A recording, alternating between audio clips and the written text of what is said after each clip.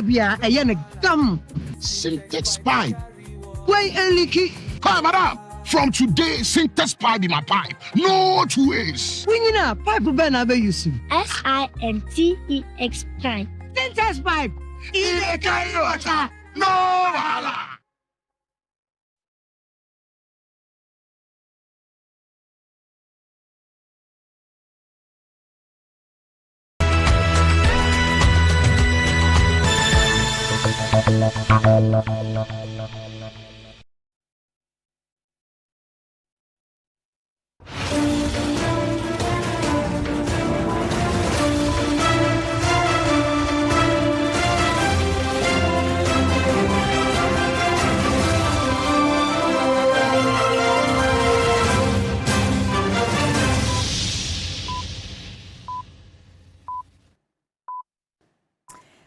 Hello, good evening. It's time for News 360 coming to you live from the News Hub here at Adesawe Kanda. I am Portia Gabor. And I am Martin Asiedu-Dartey. These are the headlines for the next 1 hour.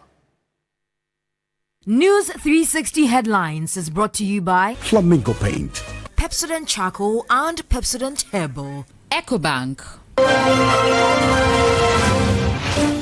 Tonight, Chief Justice Gertrude Tokonu breaks her silence, saying she will not resign despite what she describes as bizarre proceedings to frustrate her to step down. Meanwhile, government spokesperson Felix Ofosu-Kwakye claps back and says there's no political agenda to remove the Chief Justice.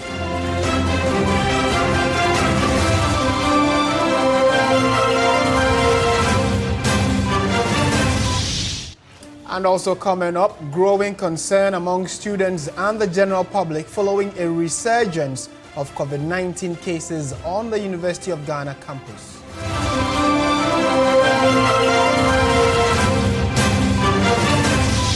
Coming up in business news, civil society organizations describe PURC's proposed 2.43% electricity tariff increase as unjustifiable as they warn against its implementation. And on the international front, at least 8 people killed and more than 400 others injured in Kenya's anti-government protests.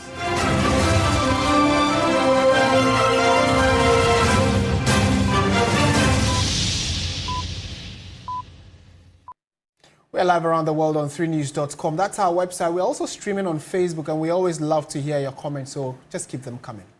In our very first story, the suspended Chief Justice, Her Ladyship Gertrude Tokonu, has filed fresh court processes seeking a review of the Supreme Court's dismissal of her injunction application seeking to halt ongoing processes to remove her from office. She announced the decision while breaking her silence for the first time, insisting she will not resign from her position as Chief Justice. A report by Mawina Edbeta. An emotional 1 hour as suspended Chief Justice, Her Ladyship Gertrude Tokonu, mounted this podium to address Ghanaians over ongoing processes she is a part of under Article 146 seeking her removal.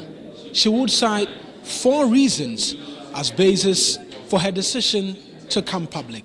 The first, the historic nature of the process.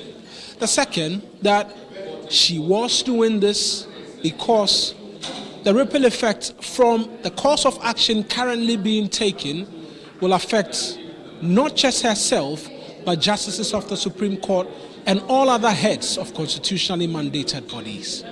The third, that there are violations currently being experienced even as that 5-member committee continues its hearing. The last, questions and concerns raised as to why she would not resign. Let me assure everybody that I am not seeking to cling to a title or a position. The situation I have been confronted with has shown me a model of injustice that I would never have thought possible if I had not been exposed to it. Resigning or retiring while Article 146 proceedings are being conducted to remove a judge is not an option any judge or public official can even have. In this emotional address to Ghanaians, Gertrude Asiedu-Dartey will take time to detail the petitions and explain why she believes they hold no merit and why she also argues they must be opened up to the public for them to be carried along to know indeed they hold no merit.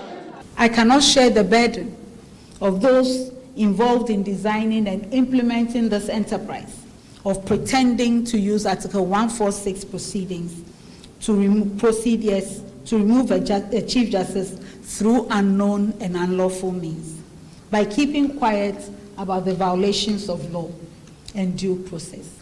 Neither can I make anyone's burden lighter by resigning or retiring, instead of proving that not even one of these wild claims in a collection of petitions is even remotely true or meets the standard required for removing a judge.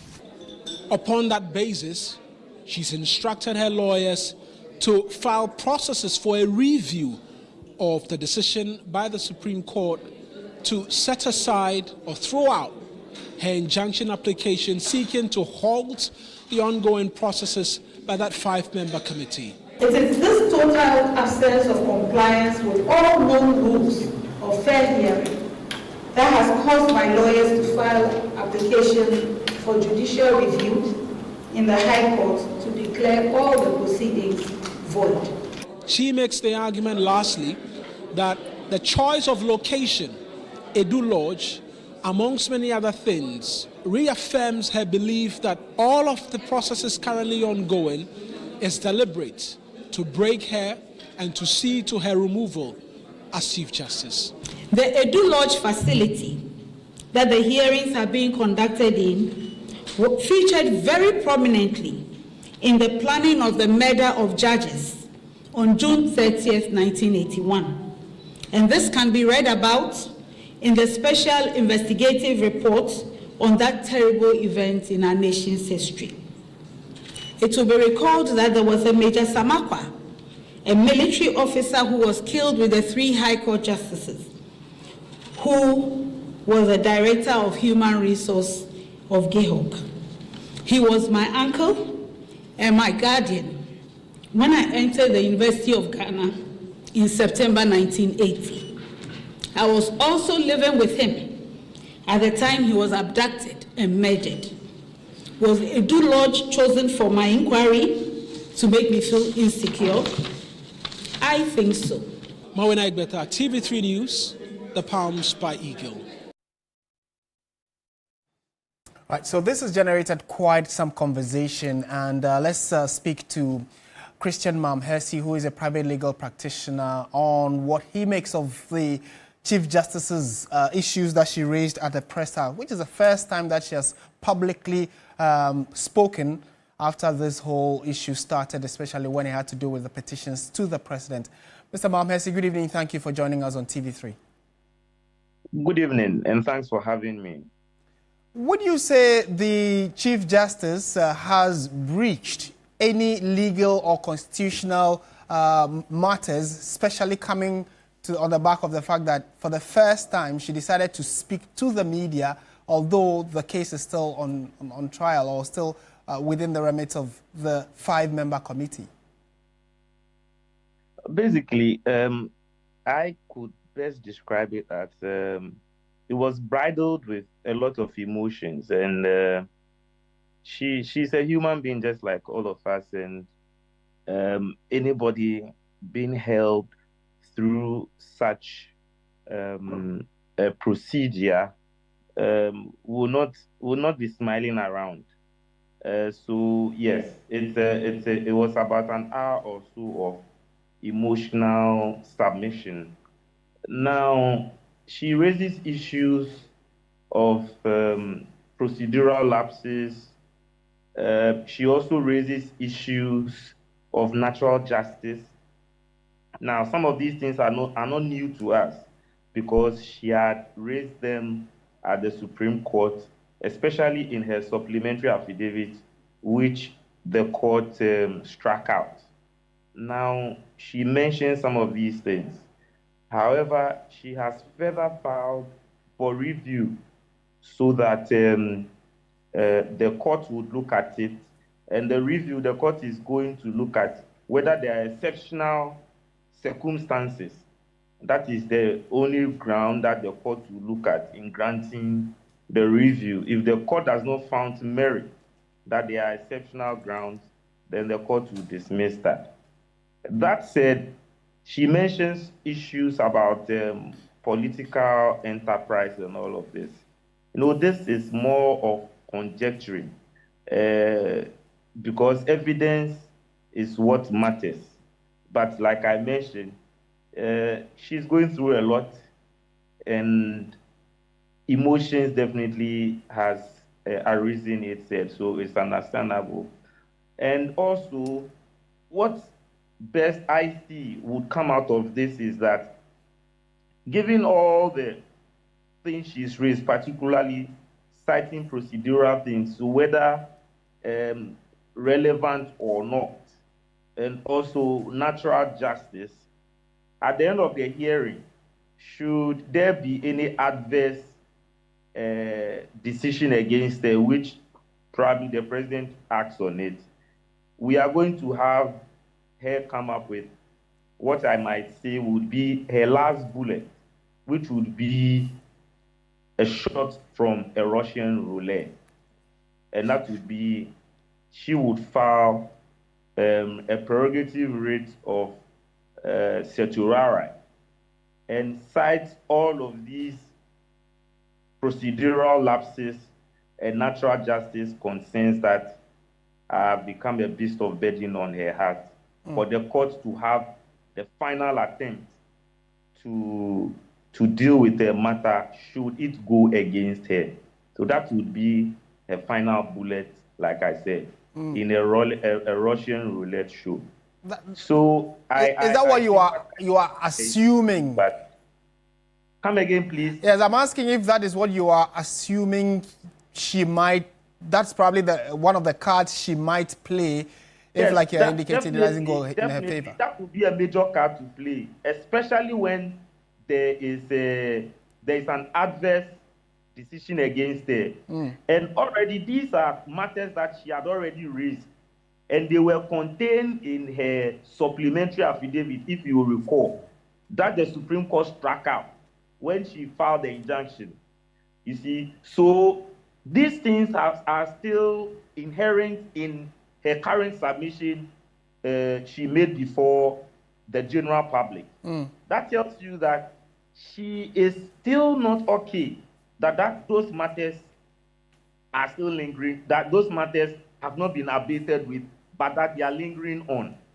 And when they linger on, and it happens that there's an adverse decision against her, which obviously it would be for the president to either, based on the recommendations, adopt them, and if the president adopts them, it means that the Chief Justice would have been dismissed.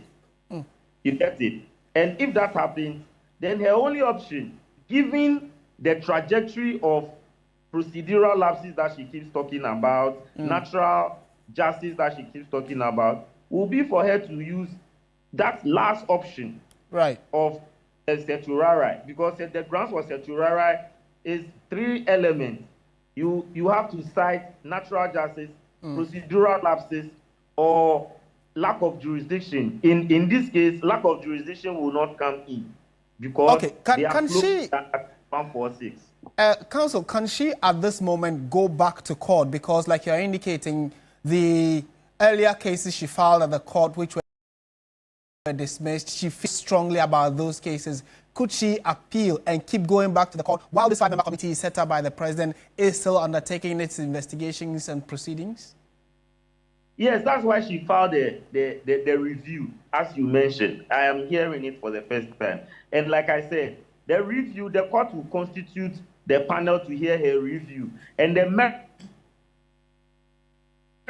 that the for is that, is there the merit, the merit that the court will be looking out for in her review would be whether there are exceptional circumstances. That is, was the law applied? Did it cause miscarriage? Was it bereft of the substantive law applicable or that was applied to her case. And if the court does not find any apparent miscarriage of justice on the face of the judgment, the court will throw her application for review out. So let's see what comes off from the Supreme Court in that regard. But what I'm saying is that, given the hindsight that she still hinges on these things, that would be Seturara would be the last option. Right. She will try and hit out against the committee's decision. Should there be an adverse decision against it? And that's why I say it will be the Russian roulette, the last bullet in the gun.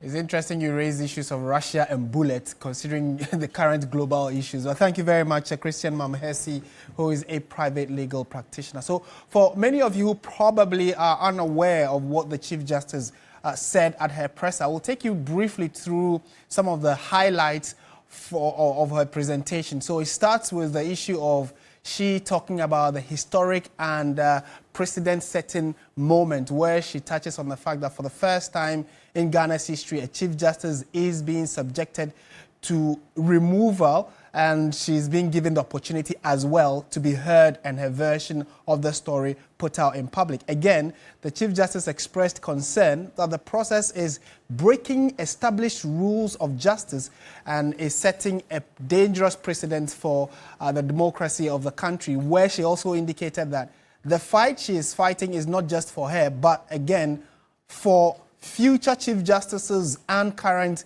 members of the Superior Court, etc. Again, she touches on the irregularities and violations of the trial process, where she says that although she took the matter to the Supreme Court, but her request for public hearing was also not heard. She's been asking time and again that she wants the public to follow the proceedings, but you know that the Constitution clearly states that such processes should be in private or in camera, as the lawyers will say. Again, irregularities and violations in the process. One, she talks about she being denied access to the petitions and the petitioners, and that they are not being allowed to testify when she is present. There has been a denial of her family to be present during the proceedings. She was searched, she was body searched, which she raised concerns with. Also, the use of historical, traumatic, and intimidating location, which is the Edu Lodge. She associated that with an uncle who some years ago was killed, and she felt that that in itself, going into that premises, was an affront to her personal rights and brought bad memories to mind. And again, petitions admitted without the petitioners themselves being present to testify, she thought that again was an affront to the law. So a number of issues she raised at that presser, and if you go to our website, 3news.com, you'll definitely get more details of that and more. Meanwhile, government has vehemently denied any grand scheme to oust the embattled Chief Justice Gertrude Torkornoo. Spokesperson of Government Communication Felix Kwacho-Fosu insists that President Mahama has followed due process as stipulated in Article 146 of the Constitution. To the press conference in the company of the husband with no legal representation, she was clear in her mind government was out to get her ousted. Resolved, she rejects suggestions to resign or give up in her fight. At a press briefing, government spokesperson Felix Kwacho-Fosu said there's been no breach of the Constitution in the procedure so far and described the Chief Justice's allegations as unfounded. Every single public official, from the President to the Speaker to the Chief Justice to Supreme Court judges to ministers to all public office holders, are bound by the provisions of Ghanaian law. Indeed, it was the former Australian Prime Minister, Kevin Rudd, who once said that when you join the game, you play by the rules. So no public official is allowed to raise him or herself above the laws of Ghana. It does not matter how sensitive your position is. Once Ghanaian law dictates that certain processes be undertaken in respect of some alleged misconduct, the rules must come to play. The embattled Chief Justice emotionally recalled the killing of some state justices at the venue of an inquiry. Government defended the location, maintaining its compliance to secrecy and constitutional mandate. That the attempts to link dastardly killings of some Supreme Court judges and a military officer to this case are most disingenuous.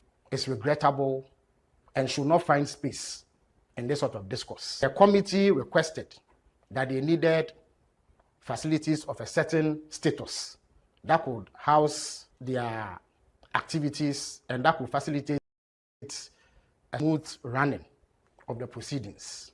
And that facility was available. It is equipped with modern amenities that will facilitate the work of the committee. The Chief Justice has served notice of a judicial review. Government welcomes the move. She is entitled to do so, and we encourage her to avail herself of any opportunity there is to vindicate her rights. Let's move on to other stories this evening, and there is growing concern among students and the general public following a resurgence of COVID-19 cases at the University of Ghana campus.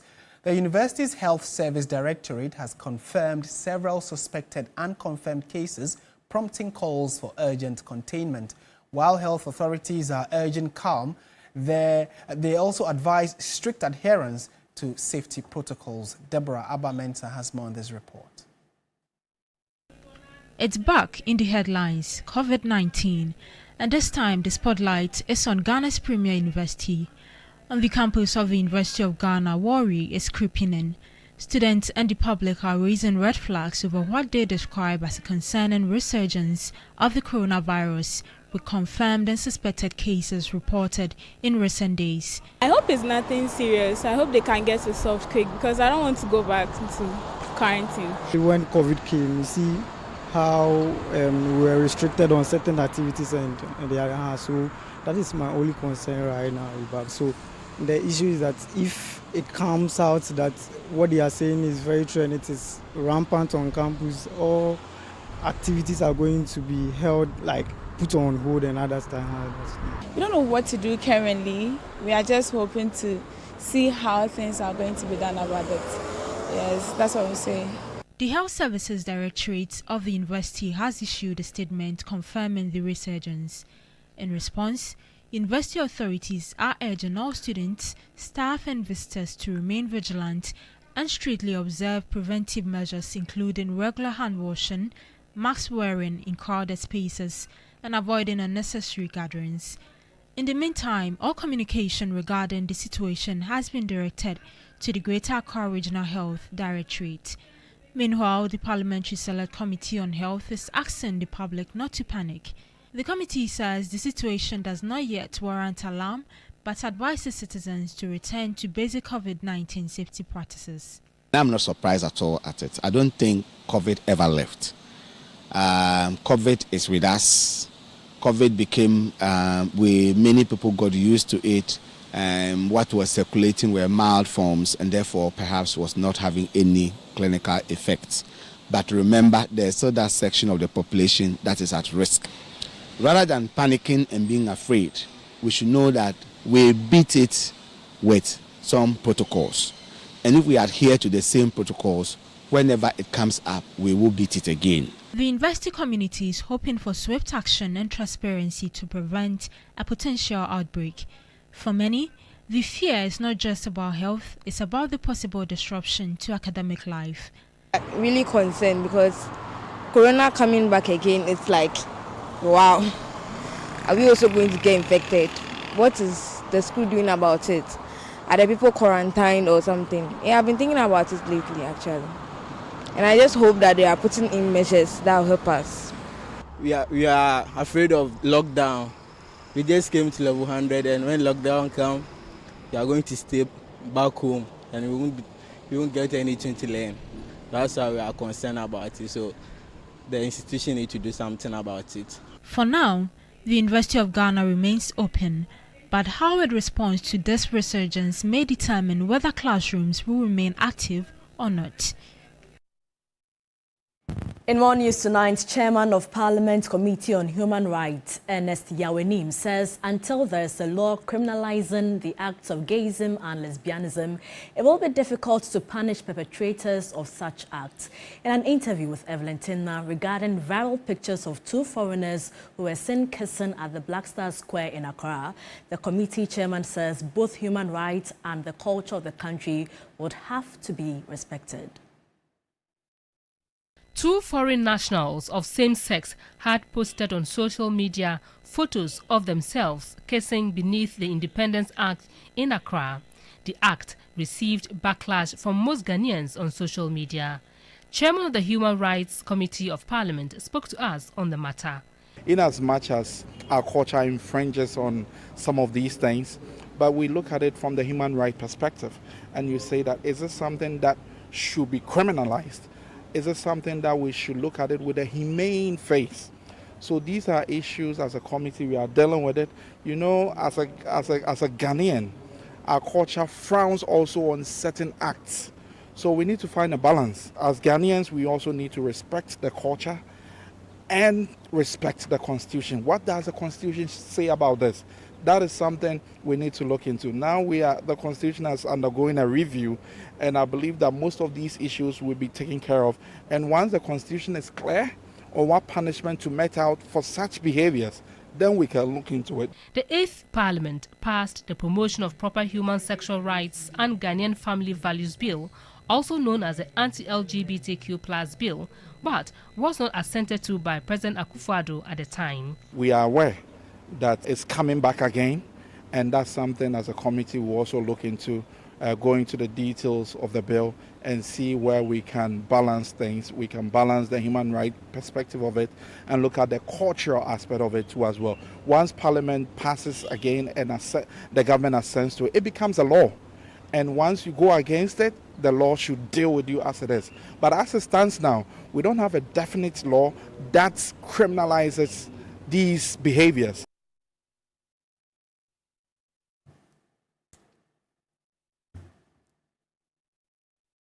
Still watching News 360 on TV3 now. King Mswati III of Eswatini has emphasized the importance of African nations preserving their cultural heritage, stating that traditions define identity and roots. Speaking at the National House of Chiefs in Kumasi, the monarch highlighted how traditional and modernity can coexist to drive progress.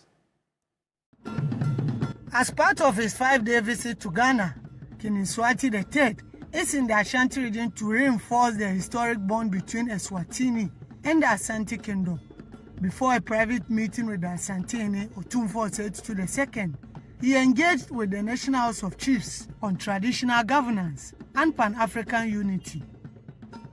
Long before colonial boundaries divided us, African kings, chiefs, and traditional leadership governed with wisdom, ensuring order, justice, and preservation of our cultures. As Eswatini advances, we have harmonized tradition with modernity by preserving our cultural practices through national ceremonies that celebrate our identity. He tasked African traditional leaders to be innovative and collaborate to safeguard their heritage for future generations. While we honor our past, we must also scrutinize our traditions with discernment. We need to preserve those that define our unique identities and continue to serve our societies well. The National House of Chiefs, Ojawo Yaojebi II, echoed the sentiments while expressing concern over the removal of history from Ghana's educational curriculum. Unfortunately, some of us here are teachers, and right now, if you go to the curriculum, history has been struck out from the curriculum. So our children don't know where they are coming from. And it is part of our duty, our responsibility, to draw government's attention, especially the Ministry of Education, to reintroduce history. Let us know our history, our background. The Minister for Local Governance, Chieftaincy and Religious Affairs, Ahmed Ibrahim, reaffirmed government commitment to safeguarding the chieftaincy institution. The ongoing review of the Chieftaincy Act 2008, Act 759, aims to strengthen dispute resolution mechanisms, improve accountability, and further integrate traditional authority into our decentralized local governance system. As anticipation builds for the royal dialogue between King News360 III and the Asantehene, residents of Kumasi are hopeful for enhanced cultural and economic partnerships between the two kingdoms. You're still watching News 360 on TV3. We're taking a quick break. We'll be back with business, sports, and entertainment. Do stay with us.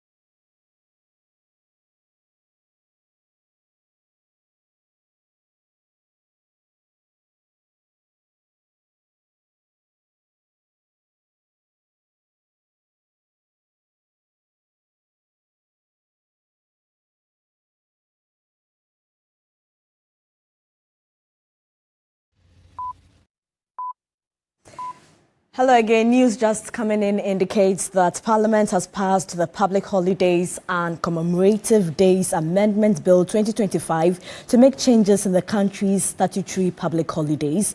As part of the new law, July 1 will become a public holiday to be observed as Republic Day.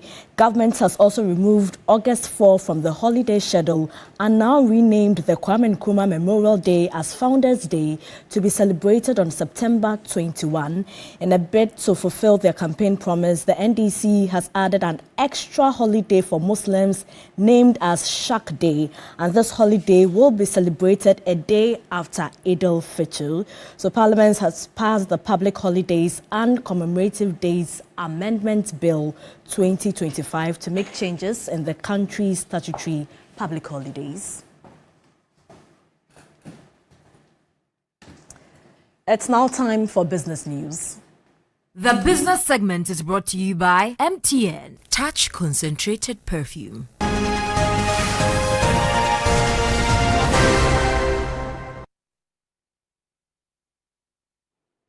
And hello there, good evening and welcome to the business segment here on News 360. I am Michael Obodu. Now, civil society organizations, CATS International Accra and the Center for Environmental Management and Sustainable Energy, SEMSE, have called on Public Utilities Regulatory Commission, PURC, to halt the 2.43% electricity tariff increase.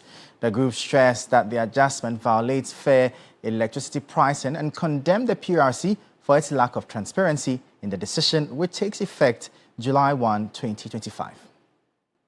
Consumers had expected a significant reduction in electricity tariffs due to the appreciation of the Ghana cedi against the dollar and declining inflation, which are key determinants of end-user tariffs. Instead, the Public Utilities Regulatory Commission, PURC, announced a 2.43% increase in electricity tariffs, introducing new end-user tariff determinants, contrary to expectations of a reduction in the third quarter of 2025. According to the group, the PURC failed to engage stakeholders before introducing fuel cost and reserve margins into the tariff decision, stressing the frequent upward tariff adjustments could lead to the creation of an inefficient energy sector. They urged the regulator to rather focus on addressing systemic issues like the commercial and technical losses that have bedeviled the electricity sector. We think that the cedi has seen over 30% appreciation compared to the last quarter tariff decision. And for that matter,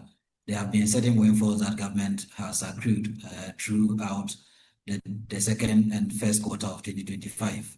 And we believe that this windfall should have been used to offset certain areas and also procure fuel.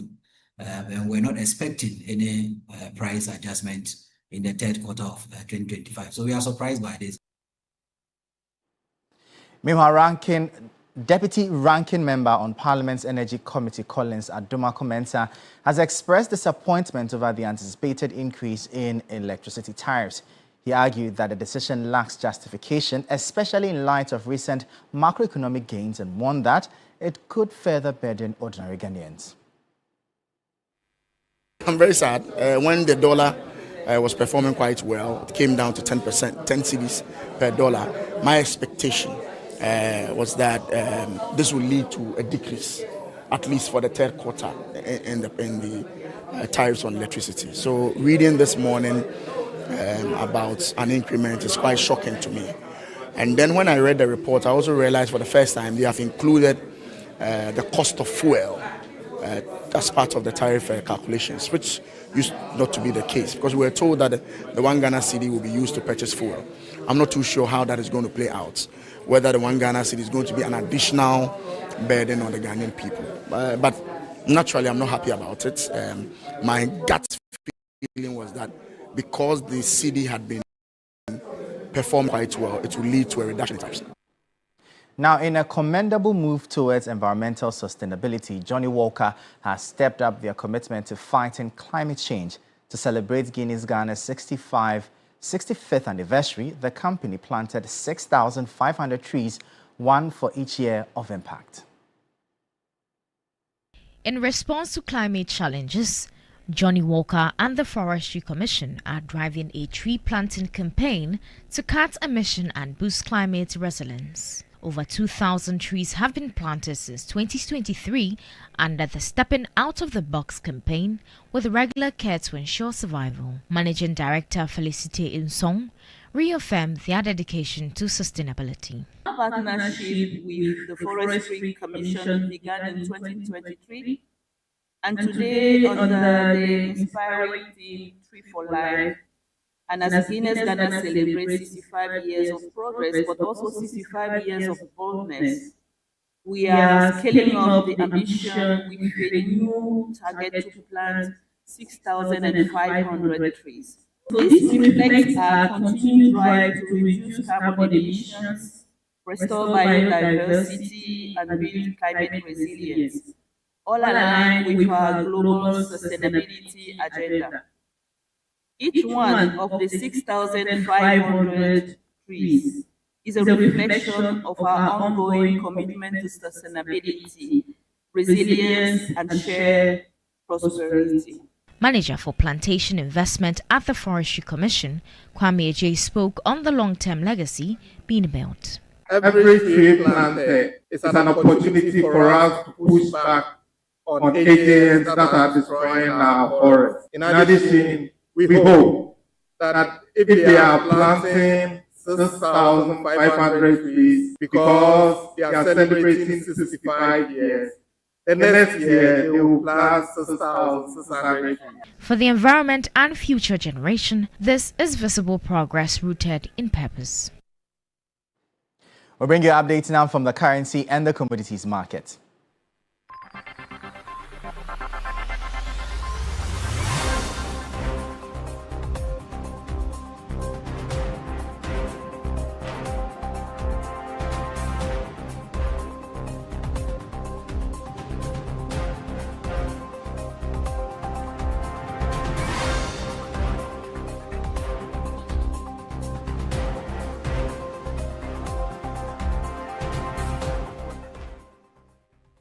And that'll be all for the business segment here on News 360. I am Michael Obodu. Up next, the sports.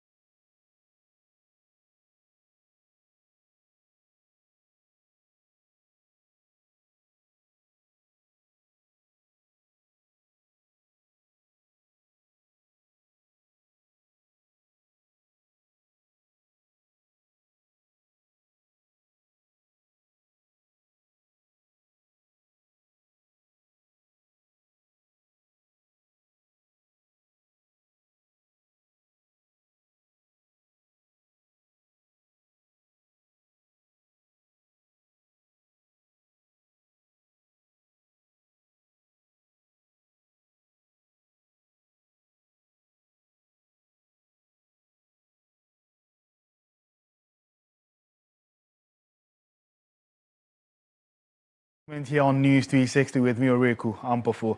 We're just about 10 days before the start of the Women's Africa Cup of Nations tournament in Morocco.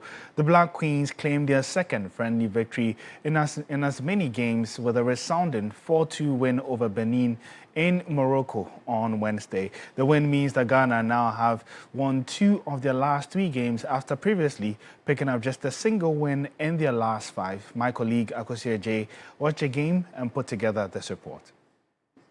Women's African Cup of Nations 2024 draws night. The Black Queens of Ghana seem to be gaining momentum game by game ahead of the tournament. The team set up 3 international friendlies in Morocco ahead of the tournament. They have already played against Malawi with a scoreline of 3-1, where Doris Guedua scored a hat-trick in that game. Today, the team played against Benin, and they were able to score 4 goals in that particular game. But what stands out in this game is the fact that the Black Queens were able to come back from a goal down. After scoring the first goal, Benin leveled, then Benin took the lead. They had to come from a goal down to level and then score 2 more goals. In this particular game, the Black Queens had 4 different scorers, which is very good. Nina, Susan, Alice, and Chantel all scored in this particular game, with Chantel getting her debut goal for the Black Queens. Now, on the 29th of June, the Black Queens will be playing against Nigeria, which is very, very crucial, especially for their opener in the WAFCON against South Africa. So for now, the coach seemed to have brought the team back onto winning ways, and would hope that the team keep up this momentum ahead of the tournament when they participate in Group C alongside South Africa, Tanzania, and Mali. Well, to some more stories where Theophilus Daniel Asiedu signed for FC Basel in early 2025, a year after suffering a serious knee injury which almost brought an abrupt end to his career. Now, with a second chance, the defender looks to take it with both arms as he trains with Basel first team this pre-season. Billy Shen tells the story of the defender. Theophilus Daniel Asiedu saw his world come crashing down in January 2024. He had trialed with Swiss side FC Basel from Bochum, Chelsea, and was set to sign a contract. After going through his medical, the devastating news came. The medical team discovered the 20-year-old had an old cruciate ligament tear in his knee from his stint with Cheetah FC. The defender realized his career in football was hanging by a thread. It was a challenging period for Asiedu, who recounts crying non-stop at his designated apartment in Switzerland after speaking with his manager. I was crying. I called my mom and I told her, oh, this is what happened, my brother and everything. And they were advising me to calm down. It's just part of life. Asiedu's first few months in Ghana were challenging. He went back to Bochum to live with his family. Without the opportunity to play football, and with the inhabitants of the community constantly mocking him, the young man's confidence was at an all-time low. But a call from his manager one day gave him a glimmer of hope. He was asked to return to Basel, where he underwent surgery and went through a stringent rehabilitation program. On the 13th of May, which is last year, that was the day I did my surgery. So after, it was difficult because it took me for like 2 weeks. I can't sleep because they stopped giving me like painkillers, sleeping tablets and everything. It was difficult, but everything is mentality. And the doctor told me I'm going to spend like 1 year at home without training, just rehabilitation. But through grace, God grant me and everything. It's been like 7 months I was on the field. In February 2025, Asiedu signed a 1.5-year deal with an option of a further 3 years at Basel. That moment represented triumph and another chance for a man who was about to lose his livelihood. He began training with the second team, making his debut on February 22 and has recorded 10 appearances in the promotion league. This summer, he will join the first team on a pre-season camp and has set his sights on competing side by side with fellow countryman Jonathan Jete. I told him that. I told him, hey, guy, you're gonna play together. You play at the right side, I play at the left side together. one day he said, okay. So I will be very happy to play with him. He's very strong, fast, and he's a great defender. So he teach me a lot. Now, as Asiedu prepares for pre-season with Basel's first team, every minute on the pitch is a testament to his resilience. He may have missed his first chance through no fault of his own, but his second shot is one he's determined to seize with both hands. You can get some more sports updates on our social media handles at 3SportsGH. My name is Oreku Ampofo, and up next on the bulletin is entertainment with Noela Donko.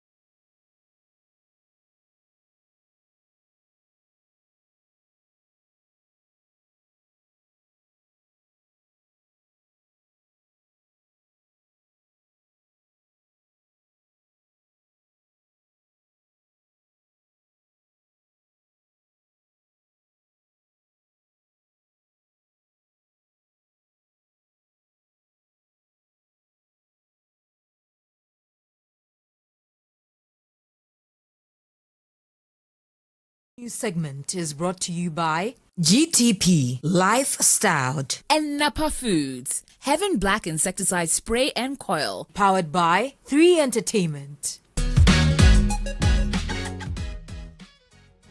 Well, good evening and welcome to the entertainment news segment here on News 360. My name is Noela Donko. Now, auditions for Ghana's Most Beautiful 2025, the nation's most prestigious culture and beauty pageant, are officially underway.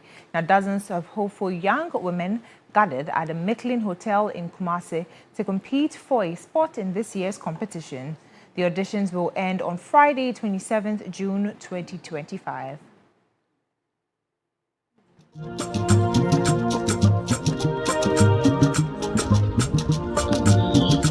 The audition train for this year's Ghana's Most Beautiful made its first stop in Kumasi, where hopefuls from the northern, northeast, savannah, upper east and upper west regions were screened. For me, I am looking out for a lady who is well versed in social economic issues, a lady who is emotionally intelligent, a lady who is confident, a lady who is intellectually astute, and can also contribute to intellectual discourse. That to me is what I'm looking for.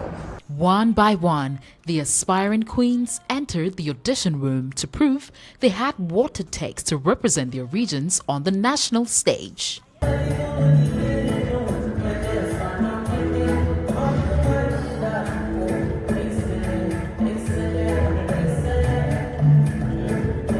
There with the judges, I would say it was a potpourri of emotions for me, but fingers crossed, I'm hoping that I'll get selected. Well, the experience was great. The judges were very friendly. They asked me questions about myself, my region, and any social issues. Yeah. So do you believe in yourself that you qualify to Accra? Definitely. I believe that this year, hopefully, I represent the Bunu region.